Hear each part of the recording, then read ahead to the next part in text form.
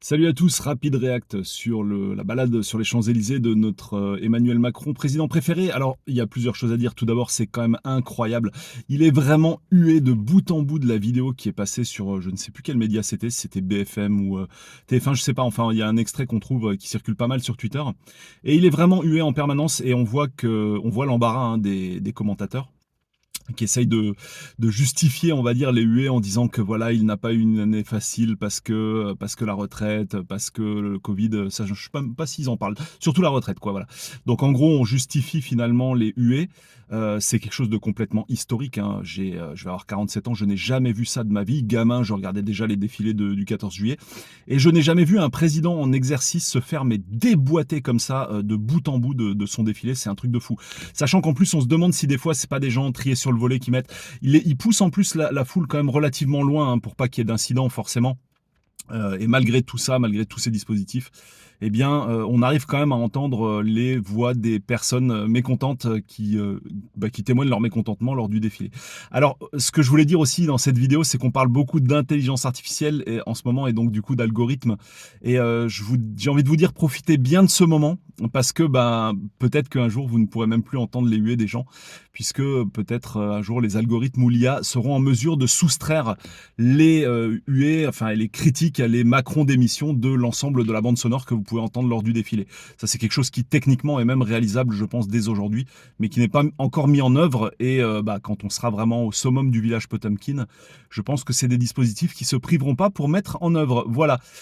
Fin de cette réaction, dites-moi ce que vous avez pensé de cette tranche de vie en fait. Il y a un autre truc que ça m'inspire, c'est finalement, c'est le plus grand traître de la France qui défile à la tête en tant que chef de l'État à la tête de notre pays, au milieu de nos armées. Et ça, c'est quand même extrêmement symbolique. On a vraiment là une marionnette du World Economic Forum qui ne défend plus aucun intérêt français, qui n'est uniquement qu'une courroie de transmission des intérêts américains, qui se retrouve au milieu de nos armées à défiler en chef des armées, hein, bien sûr, comme c'est le cas du président et du défilé du 14 juillet. Du président qui défile lors du 14 juillet. Et au final, la symbolique pardon, est vraiment très très forte, hein. C'est vraiment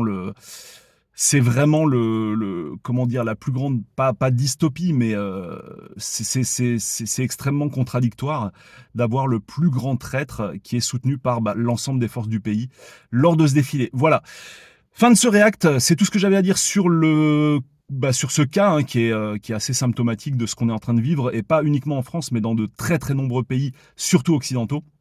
Enfin, mais il n'y a pas que dans l'Occident, hein, qu'on conteste les tenants du pouvoir, mais en tout cas, c'est de plus en plus marqué chez nous, alors que c'était vraiment pas du tout le cas quand j'étais gamin ou ado.